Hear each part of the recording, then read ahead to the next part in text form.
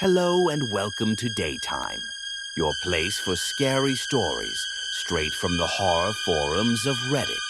Make sure to like and subscribe for more horror tales of things that go bump in the night. On tonight's episode, a man working to stop a riot have a more than interesting experience when it can't be found. So, where did everyone go? Because I can't find the missing riot.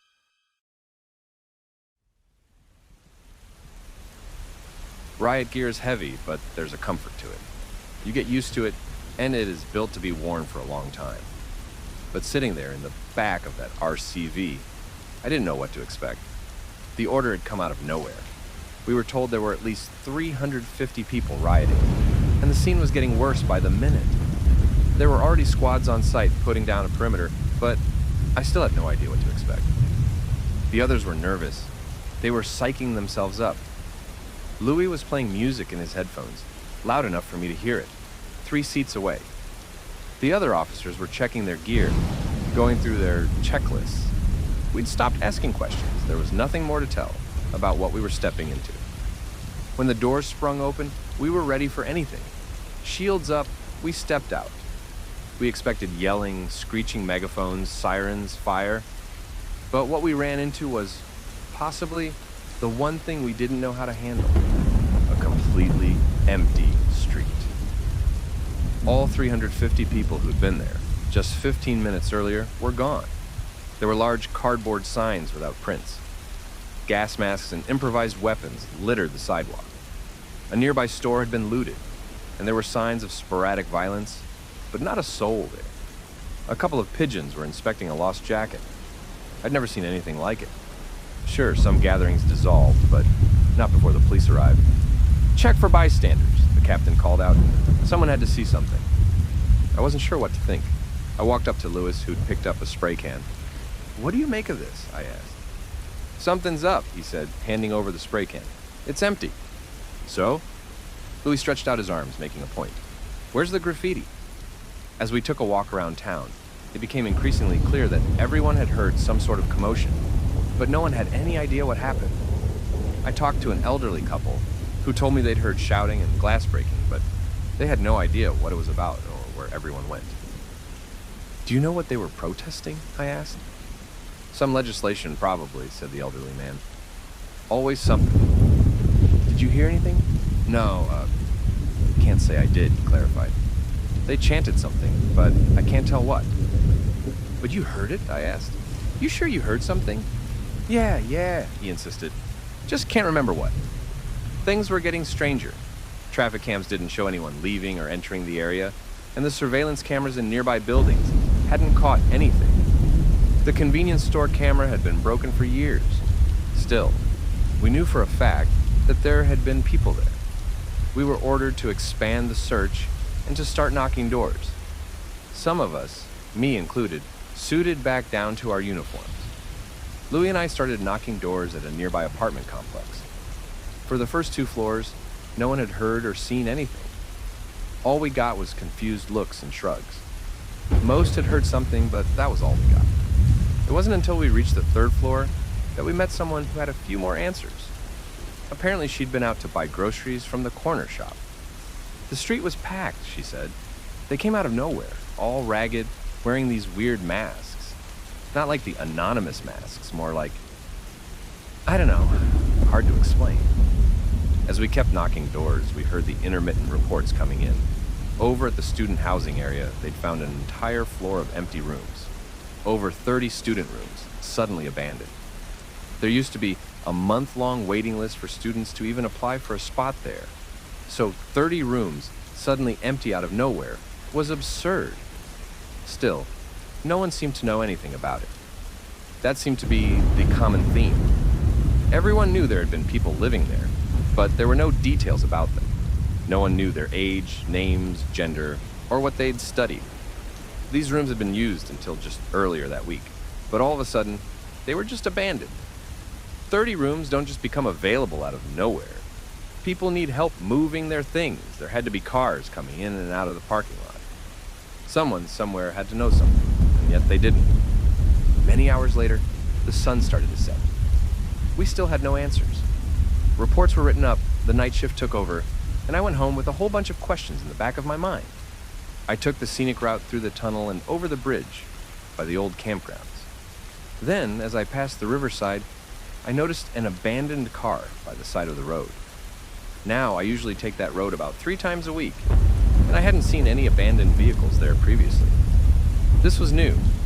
Thinking someone might have run out of gas or popped a tire, I decided to stop and help. I pulled over and got a closer look at the car. A white Toyota, probably a lease, new and shiny. The passenger side door was open, but the car was empty. I had the strange feeling that I'd seen that car before, but I couldn't put my finger on where. I was getting nervous, and I didn't even know why. I called out with a loud, "Hello!" but there was no one around to answer. I noticed the high grass leading down to the river had been pushed down, forming a path. Someone had stepped out and, seemingly in a hurry, ran in a straight line away from the car. Following the trail, I reached the edge of the river.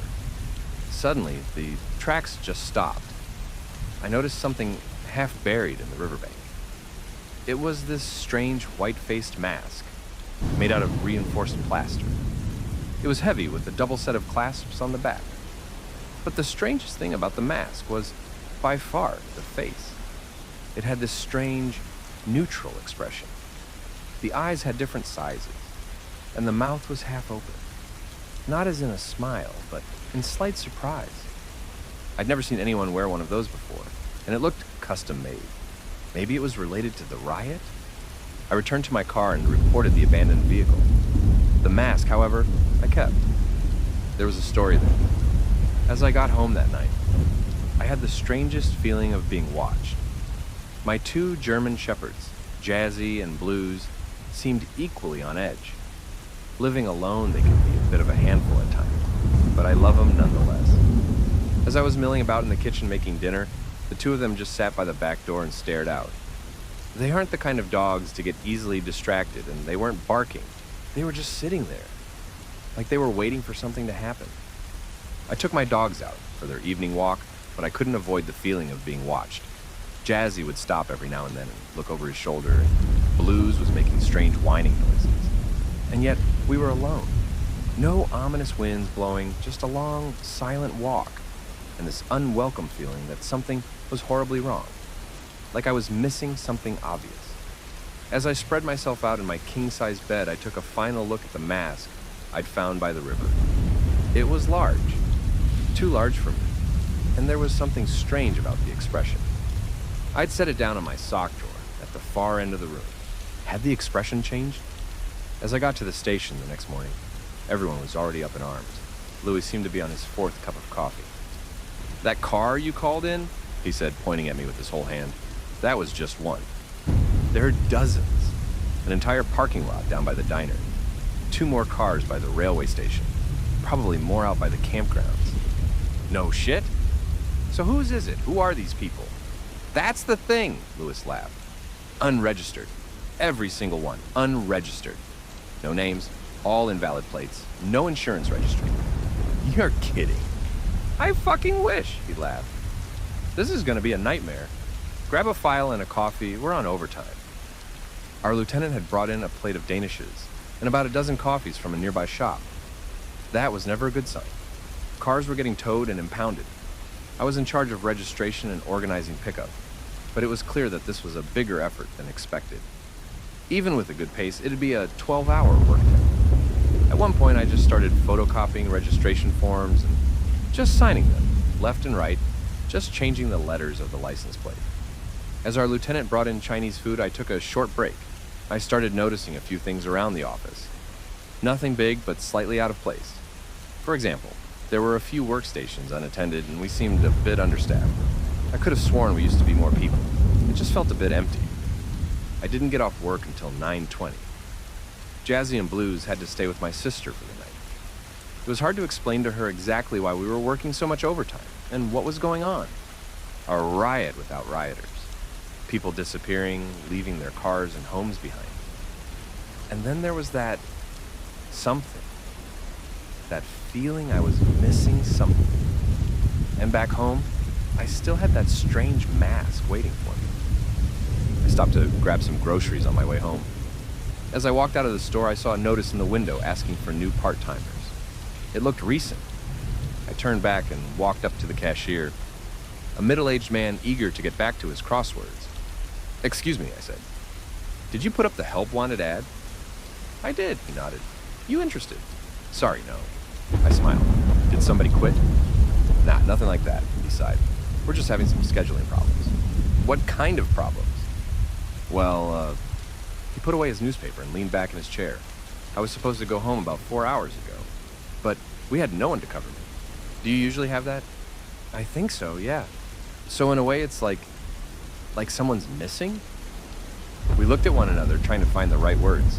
He was about as stunned as I was. "Yeah," he nodded. "Yeah, like someone's missing." I decided to take a walk around town. It felt like my eyes were opening. The local cinema had a note on the front, informing customers about shorter opening hours. The parking lot by the gym seemed emptier than usual. And as I was about to turn back to my car, I noticed a golden retriever. It was still wearing a leash, but there was no one to hold it. As I approached it, it took off running. I called the station about the runaway dog and headed back home. That night, my house felt emptier than usual. I'd always lived larger than I needed to, but there was still something awkward about feeling small in your own home. I'd gotten that place years ago, figuring I'd start my own family someday. Still, things just hadn't worked out that way. It takes a special kind of person to date a cop, I suppose. After my evening workout and shower, I brushed my teeth. I couldn't help but notice how tired I looked. I wasn't sleeping right. There was something in the back of my mind that just couldn't surface. Even now, looking at myself, I could feel something missing.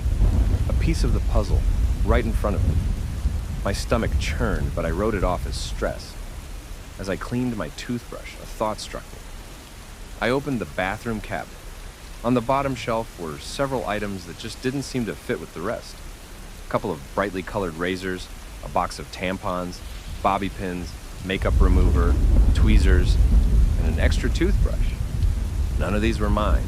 Sure, whenever you've lived somewhere for a long time, you collect things that aren't your own. Still, this was something out of the ordinary.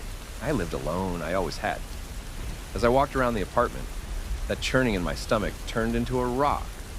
I could see things a little clearer. The king-sized bed, which was far too large for me. An unused drawer in my closet, a half-empty coat rack. Finally, in my home office, I found a laptop that I didn't know the password to. How could I own a computer and not know how to use it? And the dogs. I usually didn't leave them at a doggy daycare or with my sister. Someone looked after them while I was at work, but who? "Someone's missing," I muttered to myself. Jesus Christ, someone's missing. I opened my phone and scrolled back a few weeks. So many pictures. But most had been corrupted. Some were just black bars hinting at a colorful background. Others were just plain white. Most of my voicemails were just garbled, screeching nonsense. And there on my bedside table, an empty picture frame. I couldn't sleep that night. I didn't know what to do. It was that kind of night where I just closed my eyes and waited for sleep. But sleep never came. Instead, I had these vivid half-dreams. And no matter how much I twisted and turned, I couldn't get comfortable. Too warm, too cold. Finally, around 3 a.m., I brought out some extra pillows. Hugging them tight and burying my face in them, I felt something resembling peace. A familiarity. A shape that my body was aching to remember. And right there, on the edge of sleep, I heard something. S-O-R-R-Y. I sat straight up. The room was empty, too empty, if anything. "Who's there?" I called out. "Who are you?" But there was no response. There was no one there. Letting my paranoia take hold, I brought out my handgun and started checking all rooms. Finally, I settled in the living room. Sinking down into my sofa with a warm blanket, I fell asleep staring out the sliding glass door. I thought about calling in sick for work, but I couldn't leave Louie hanging. They were already working overtime, and I couldn't leave them like that. Instead, I took a long shower, chugged my morning coffee, and got dressed. I almost forgot to tie my shoes on my way out. The station was bustling with energy. Some of the night shift were still around, half sleeping at their desks. The lieutenant had once again brought in a plate of danishes and a dozen more coffees. The struggle wasn't over. Things were getting stranger throughout the day. We got called out by a landlord who wanted to find their missing tenant, but couldn't give us a name or description. All they knew was that they were missing. There was also chatter around the station about abandoned bikes by the high school. A motel at the edge of town had started questioning why 3 of their rooms had been rented for a week, but there was no one there to use them. The rumor mill was running hot. I couldn't help myself. My anxiety grew as that little voice in the back of my head kept screaming at me that people had gone missing. A lot of people all at once. But the most awful feeling came, that empty picture frame on my bedside table. Why would I ever keep an empty picture frame by the bed? I got home around 7 p.m. that night. My sister was worried about me, but I told her it'd just be a few days. Things were still crazy, but I was getting by. Soon enough, it'd all die down. As I walked from room to room, I took off my socks and felt a caffeine headache starting to set in. Putting away my phone, a chill rushed up my spine. I wasn't alone. Looking down my unlit hallway, I didn't see anything. The lights were off, and the dark wallpaper didn't help. As my hand reached for the light switch, I heard a noise. S-T-O-P. It wasn't coming from the hallway. It was coming from the white mask I'd found. Peering into my bedroom, I saw the mask resting on top of my sock drawer. The expression had changed, going from a surprised neutral to a wide-eyed stare, mouth wide open. It had tipped to one side and was meeting my gaze. "What?" I said out loud, surprising myself. D-O-N-O-T.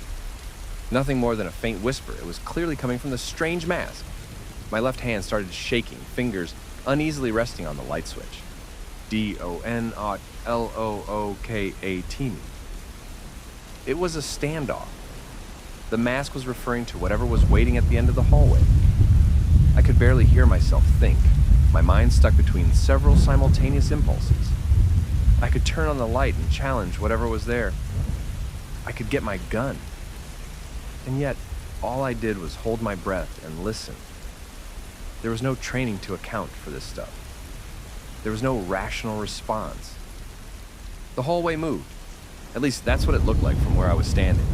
Something so tall it reached the ceiling with ease started moving. This tall, elongated presence, dressed in what looked like a ruined hoodie and faded, dirt-stained jeans. Something that could pass for a person at a distance, like camouflage. Long, leather-like fingers covered its face, hiding it from me. I let go of the light switch, fumbling backwards. Snagging my foot on the corner of a carpet, I fell flat, knocking the air out of my lungs. It took a step further. An impossibly long arm reached into my bedroom. Without even leaving the hallway, it grabbed the mask from my sock drawer. Y-O-U-K, Nello. O-K, no W-W. D-A-N-K, yo, you. It sounded sincere. It was getting closer. I was crawling backwards, kicking myself away until I felt my back press up against a wall. The mask writhed, arranging itself. The nose getting smaller, eyes thinner, cheeks puffier. It was turning into a woman's face, the hoodie almost resembling long black hair in this light. The creature leaned over me, and as the face came closer, I forgot how to breathe. Suddenly, a woman's voice. I-A-M-S or Rye. I closed my eyes as it drew closer. I couldn't focus. I held up my hands to defend myself, but it was nothing but instinct. I wonet, F-O-R-G-Et-E-U. The words were whispered into my ear. I knew that voice. I'd heard it. That voice was the voice of sleepy Sunday mornings and Netflix binging. The voice of homemade lasagna and long road trips with jazzy and blues. I'd heard it 1,000 times, and suddenly I was hearing it for the first time. As my heart broke, a pair of ice-cold plaster lips kissed my cheek. I screamed. I barely even noticed the other people. They'd come through the back door and the bedroom windows, at least a dozen of them, all dressed in the same white masks. They flocked around the tall figure, looking down at me with weapons at the ready. Chains, bats, lead pipes. Some were breathing heavily, others just stared at me. They all hid behind their masks, their faces distorted in impossible proportions. I pulled my hair, trying to understand why I was in such pain. Why was I missing someone so much? without having even the slightest memory of them. One by one, they all stepped out of my front door, leaving me broken on the hallway floor. All that remained was a gift. My own white mask left on the bedroom windowsill. It looked sad. I've had a hard time understanding what happened the day of the riot. I think there had to be people there, but we just collectively forgot about them. Maybe it wasn't even a riot. The first time I tried wearing that mask, I could have sworn I heard that woman's voice again, calling out to me, asking about my day. Since then, I've worn it every night as I go to bed. The pillows I hug feel more alive, warmer, and sometimes I can almost see her in the corner of my eye. But it affects me. I get this feeling that this is a dangerous path to take, and I'm not sure I can turn back. Even just wearing it every now and then is the only thing that stops my heartache for a while, as I trick myself into thinking she's there.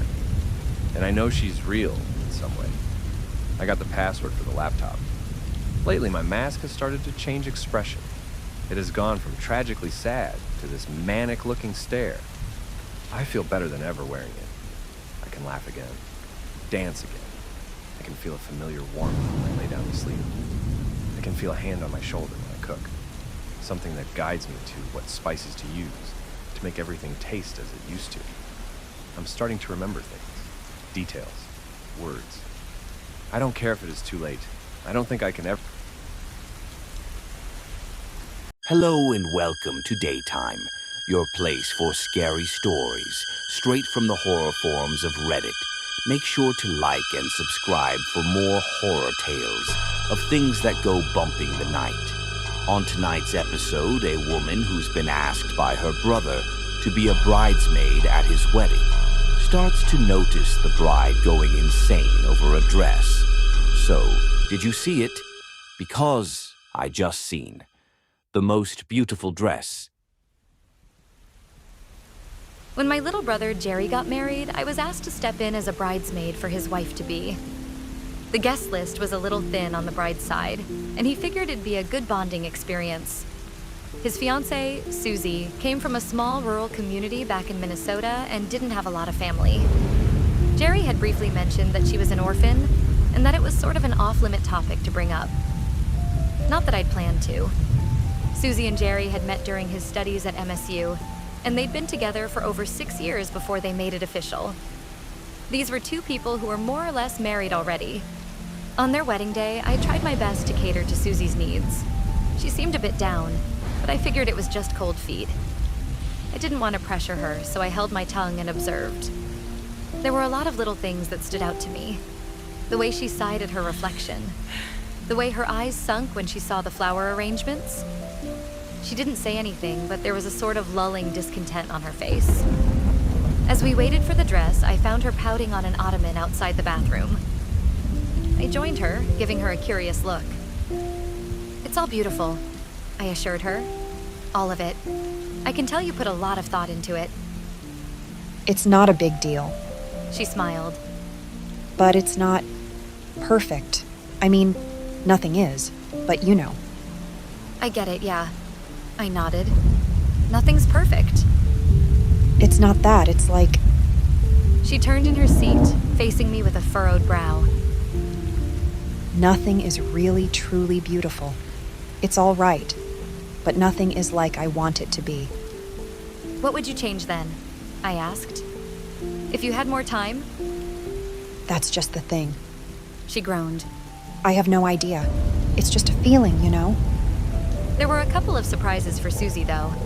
Jerry had gone out of his way to make her happy. He had managed to track down her mother's wedding dress, something that had been put up for auction years ago when some of the family's estate was sold off to pay for Susie's education. He'd also made a bridal bouquet from the vivid pink flowers that grew in the backyard of her childhood home.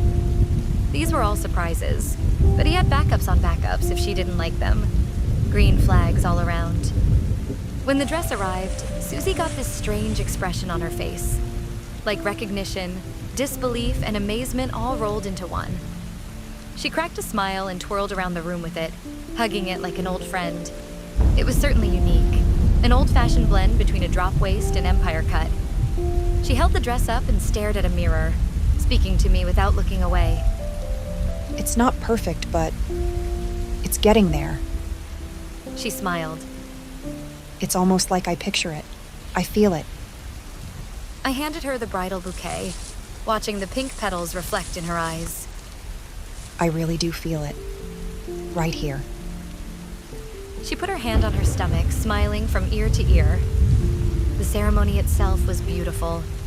The walk down the aisle, the exchanging of vows. They walked out of the church to a church organ rendition of Tom Jones's Chills and Fever. That was also the first dance they shared at the reception. While my focus was on Jerry, I couldn't help but to look over at Susie every now and then. I caught her looking at her reflection a couple of times. She'd peer over the counter of the open bar and stare at herself in the mirror wall. I also noticed a bit of hesitance to throw the bridal bouquet. She couldn't keep her eyes off the pink petals. It's like she was mesmerized and wanted to keep it to herself. All in all, it turned into a good night. Lots of laughs, drinks, and dancing.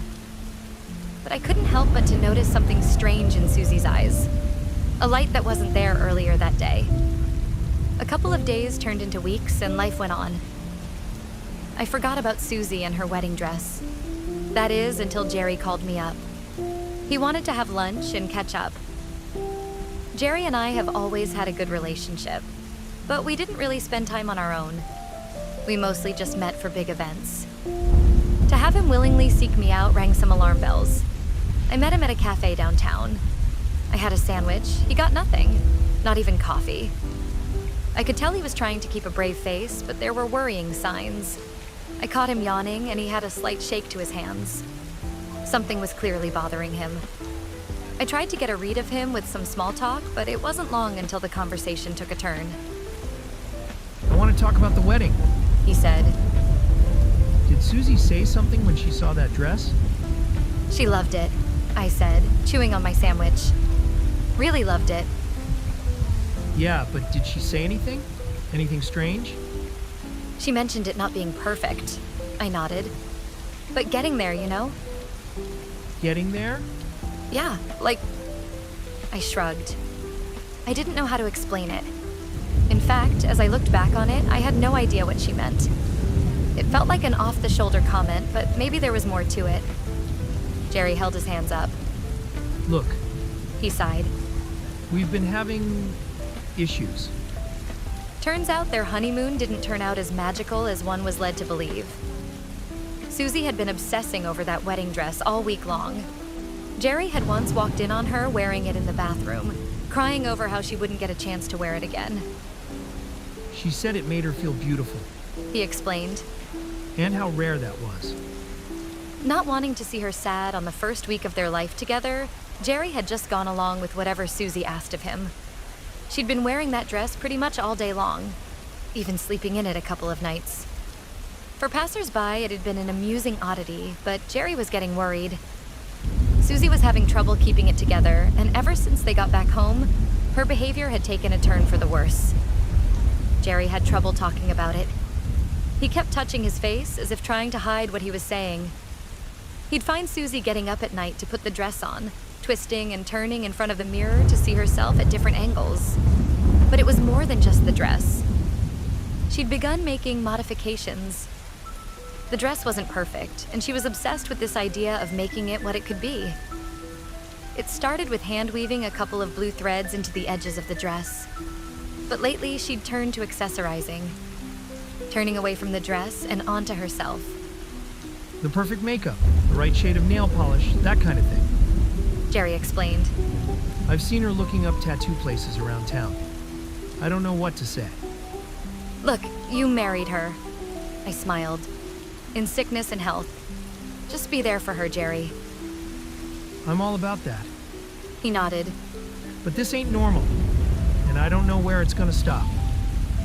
Jerry leaned back, dragging his hands across his face. She scares me. I got a couple of updates over the next few days. Susie had changed her hair, her nails, and she was wearing her makeup in an unusual way. Jerry had trouble explaining it. He had managed to dissuade her from getting her face tattooed, but just a day later, he had to stop her again. This time from scarring her own face with a nail clipper. It was getting serious. We texted back and forth, trying to figure out what to do and who to talk to. It was obvious that Susie was having trouble that we couldn't begin to understand. Something had just snapped when she put that dress on. The same dress she'd obsessed over all her life. The one exactly like the one her mother had worn. Which got me thinking, what had really happened to her parents? Not even Jerry knew. It was the one thing that Susie refused to talk about. Then Jerry stopped responding. It was sudden, so I decided to pay him a visit. In all the years that he and Susie had been together, I'd never heard of them having this kind of issue before. I had no idea what to expect. These two were like the baseline picture of what a healthy relationship should look like, and all of a sudden, it had just collapsed. I drove by their home, a row house in a calm residential area. It didn't take long to see that something was wrong. There were neighbors outside and a squad car on the driveway. People were about to scatter back to where they came from, leaving only Jerry and 2 police officers. They were finishing up as I approached. I caught the glimpse of a conversation ending with Jerry being asked to reconsider something, and that was that. The moment I approached, he gave me a hug. I'd never been hugged like that before, like he was holding on for dear life. He peered inside his home as if checking for Susie and told me the story with a hushed tone. Susie had gone off the rails. She'd torn out chunks of her hair and chewed dirt to stain her mouth with the right color. The final straw had been trying to staple her ears to the side of her head, and that's where Jerry had intervened. Things had gone from bad to worse. She says I'm keeping her from perfection, He said. She says I'm holding her back. Susie had attacked him. Thrown things, screamed, broken furniture. She had wreaked havoc on their home, completely remorseless. That's why the police were there, the neighbors had called them. But instead of pressing charges, Jerry had dismissed them. He was going to get Susie help personally. He didn't want her to end up in a cell. She needed treatment, and he needed my help to move her. As we stepped inside their home, I could tell it hadn't been a little spat. There was broken glass strewn across the floor, a broken chair, and every painting had been thrown across the room. Susie was sitting on the living room couch in what remained of her torn wedding dress. It had been stained with patches of green, brown, and blue. She had large red bald patches on her head, and she'd applied all kinds of makeup seemingly at random. She was slowly dancing with her arms like she was playing an invisible harp. She said something about her movements being part of her new aesthetic. Jerry explained. She's been like that for the past 20 minutes or so. I took a few steps closer, making sure not to interrupt her movements. They were choppy and artificial, like a buffering video. She had one eye fixed on her hands and the other eye moving at random. It was impossible to tell if she was paying attention to us. If I hadn't known it was her, there'd be no way to recognize her. Apart from all the things she'd done to herself, she'd also lost a lot of weight. Still, she seemed happy. Maybe even happier than she'd been at the wedding. Jerry moved up behind her and slowly put his hands around her torso. With a little nudging, she got the message and stood up, careful not to miss any arm movements. I moved ahead, making sure there was nothing in the way. It felt like moving a glass figurine. We had no idea what could break her. We managed to get her in the car. Jerry asked me to follow in my own car, but I refused. I didn't want to leave him alone with her, especially not going down a highway. I ended up behind the wheel as Jerry and Susie stayed in the back seat. He had a place in mind, one he'd been in contact with over the past week or so. They were mostly for emergencies, but there'd been nothing but luck keeping this breakdown from causing serious damage. I didn't want to think about what would have happened if she'd been in the kitchen, by the knives. We'd been driving for about 20 minutes when I suddenly heard a snap. Then another. Looking over, I saw Susie furiously pulling at her fingers, almost tearing them out of their sockets. Jerry threw himself at her. No! She cried. They need to be the same length. They need to be the same. By the time we got to the address Jerry had given me, the back seat was pandemonium. Susie was screeching like an animal, scratching and tearing at Jerry to get away. I saw 2 men running out of a nearby building to help us. A door opened and Susie was grabbed. She screamed at them to let her go, to let her fix her fingers, and Jerry screamed Stop back. now! I barely understood what happened until I was alone in the car, watching Jerry and 2 men in white uniforms take Susie away. A couple minutes later, I got a text saying I was good to go, and a thank you. Coming home later that night, I took a long look at myself in the mirror. I tried my best to figure out what Susie was obsessing about, but there was no logic to it. Sure, I have my flaws, and she did too, but whatever she was doing wasn't helping. What kind of ideal was she really pursuing? I talked to Jerry just before I went to bed. Susie was in good hands for the time being, and he was at home, sleeping alone for the first time in years. I could tell it was bothering him. I don't know what she's looking for.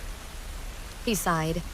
It's like she wants something perfect, but she just destroys herself. Maybe she's got another idea of what's perfect and what isn't, I said. Maybe, yeah. He agreed. But some of the stuff she says, it's like, it's not just changing your nails or your hair. She says things sometimes when she thinks I don't hear. Like what? Like, He took a deep breath. I could tell he was in the bathroom. Had he been crying? like she's wishing for more arms, or to be taller, or to be transparent. Things were quiet for a couple of days after. I reached out to Jerry, but I didn't get a lot back. A quick text every now and then to tell me he was doing okay. Susie was getting the help she needed, but she wasn't improving. At least we'd stopped her from getting worse. I thought about it a lot. Everything had changed the moment she saw that dress.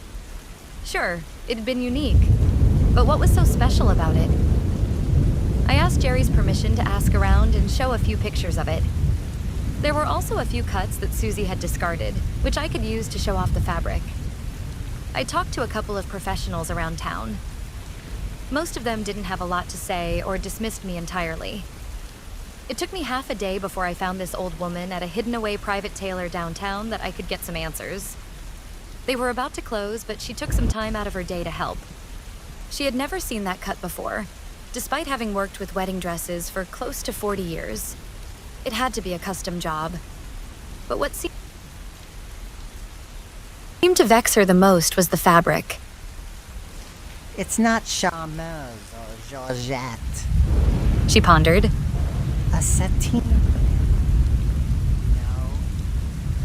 She compared it to a couple of her own fabric samples, but came up with nothing. We were about to give up when she caught a glimpse of her husband having a cigarette outside.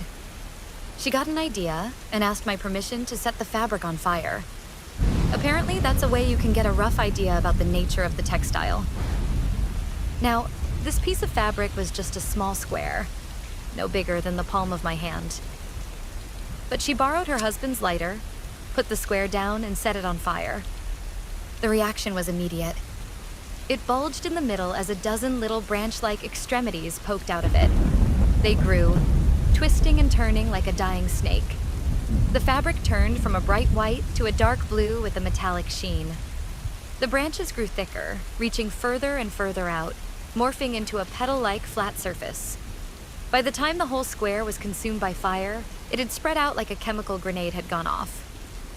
At a distance, it was almost pretty, like a blue sunflower. She didn't have the slightest idea what it was supposed to be. The only thing she knew was that she wanted it out of her store, and that she needed to wipe down every surface it had touched with chlorine. I had the image of that fabric twisting and turning under the flames in my head for a couple of days. It was something animalistic about it, like a living, breathing thing. I thought about calling up Jerry to ask for more scraps that I could ask someone else about, maybe a chemist. But I didn't get the opportunity. It was a Thursday around 2 a.m. Jerry called me, breathing heavily into the phone. He'd been running. Apparently there was an issue with Susie. She'd gotten out and they needed people to help find her. That's all he knew. There was no question about it. Of course I was gonna help.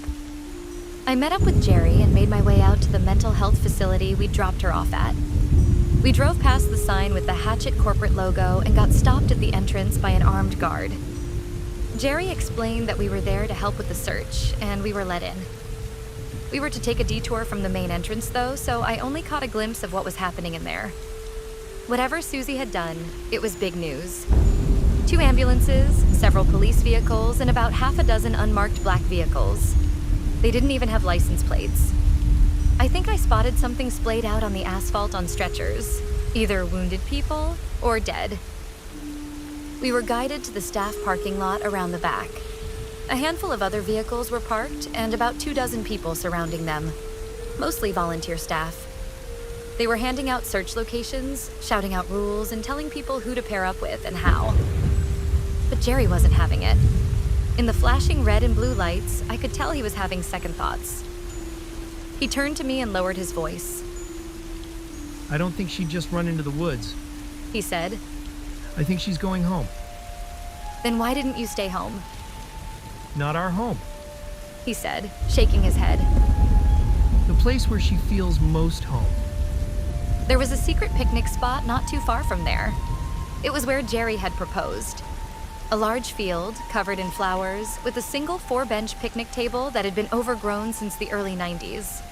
The place was abandoned, but it was one of Susie's favorite spots in the world. And maybe it was just a hunch, but that's where Jerry felt that she was going. All this talk of beauty might have gotten him thinking about it. We had to go off-road and park on a slope, walking up a hill in the dark. There was a full moon out, but the light was covered in a spotty cloud cover. The sky was passing so fast that you felt like you were moving even when standing still. We made our way through an overgrown trail, past a dense pine forest, and saw the woods open into a clearing. And there she was. I saw her from about 200 feet away, standing on a picnic table, staring at the moon. She'd gotten her dress back, but it was torn and disheveled beyond repair. It had gone from a majestic wedding dress to something that barely covered her knees. It was torn, dirty, frayed, and bloody, much like Susie herself. She barely had any hair left. Her eyes were sunken into her head, making her whole face seem smaller. Her chapped lips were drawn back into a permanent half-smile, straining against the shape of her cranium. Her fingers were broken and bruised, and she stood on the tip of her toes, doing a balancing act as she slowly moved her arms around. All without rhythm, rhyme, or reason. This was beyond a pattern. It was surreal, and the image has seared into my head. It still comes to mind when I catch some abstract dance number on TikTok, and when it does, it gives me chills. But that night, I didn't just have chills. I was scared.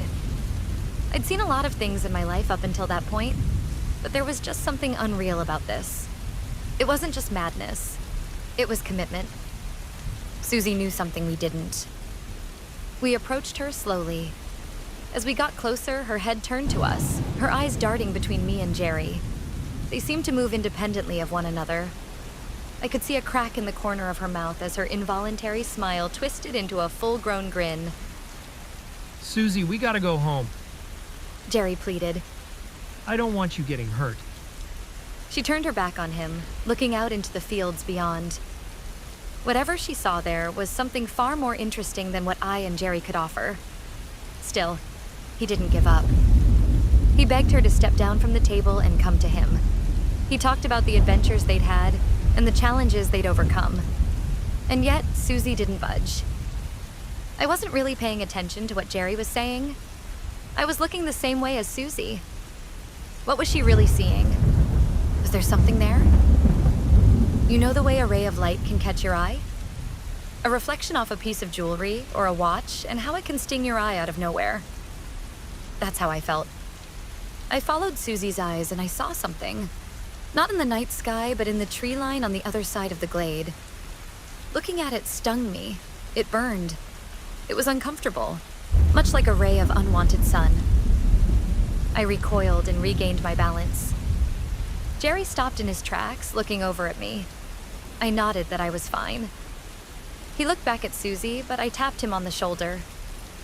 He turned his attention back to me. "Don't look," I wheezed. "Don't look." But it was impossible not to. Although it burned me, I couldn't help but to look. There was something moving towards us. I couldn't see a shape because it had none. It was like looking at an uncomfortable feeling and having it bury into your head. I could only look at it in short bursts, but I still couldn't help myself. Susie, on the other hand, was staring at it. She didn't dare close her eyes. As her hand movements relaxed and slowed, I saw her shoulders slump.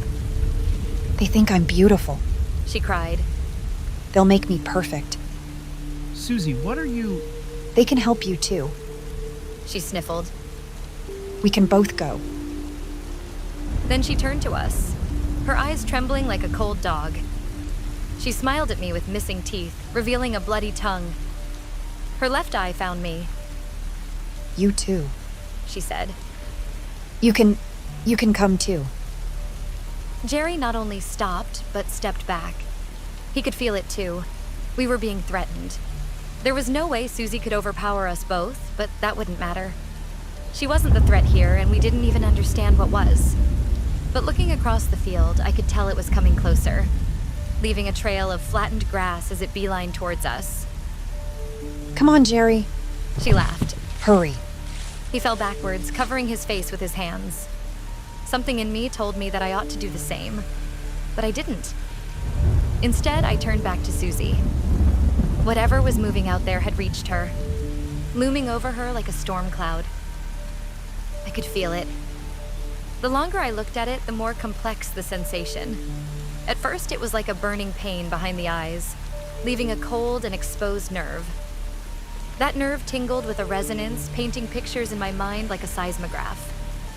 It was happening faster and faster, leaving only fleeting impressions of a being. It had arms longer than bone and skin. It knew words that gave way to thought. It was perfect, beautiful, and real. Maybe the realest thing I'd ever felt. A transcendent something that had gone past the physical and the immediate, instead surviving as an ideal, as the most beautiful thing you could imagine. Fleeting, ever-changing, ever-inviting, and impossible to put into form. This was what Susie had been chasing.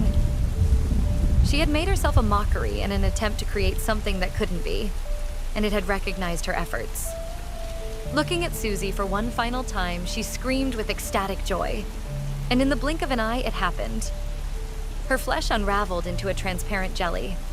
Her arms bent, snapped, and unfurled into frayed knots, eyes glowing a pure white as her tongue boiled behind crackling teeth.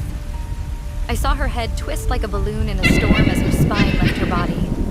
And she laughed. She laughed and cheered to the very end, overjoyed as to come what may. Then she was just gone. Dress and all, leaving nothing but a spatter of sizzling stains on the edge of the picnic table. Something turned to me. Even without looking at it, I could feel it looking. Despite everything in me screaming to look away and to deny, there was a part of me that was drawn in by what I'd seen in Susie. Her joy was as pure could get. I wanted to accept it, to explore it. The picture in my mind was growing clearer, and I remember feeling this unearthly sense of peace. I didn't just belong, I was meant to be, and I was beautiful. But luckily, Jerry was there. He dragged me down, screaming at me to snap out of it. I hadn't even noticed it, but I was laughing. I had been staring at my hands, as if they held some kind of answer. What was I doing? Realizing how close I'd been to losing control, I just hugged my brother and cried. He was inconsolable. We could barely form words as whatever presence we'd felt dissipated, leaving us alone in the dirt. Ugly, imperfect, and ourselves. Over the weeks to come, we'd get a bit more context as to what had happened. 2 caretakers had mysteriously disappeared, and a third had been found dead in the break room. The death was described as an accident, but from what eyewitnesses have been telling me, he died in a way that can only be described as a man going through a full-body microwaving. Susie, well, she was just reported missing. What else was there to say? There was no sign of her, and Jerry couldn't very well say that she evaporated. Instead, he was tortured for weeks, asked to keep his chin up and getting constant reminders that hope was always the last thing to die. They didn't know any better. They didn't know that hope died with a laugh. I think back on that night a lot. I wish it had had a face. I wish I could visualize this singular thing, to put into words what this looked like. But it's impossible. There are no words to describe it. Sometimes in the shower, I try to make up new words for it. They come naturally to me, but I sound completely mad. Nowadays, when I look in the mirror, I don't really see flaws. Not like I used to.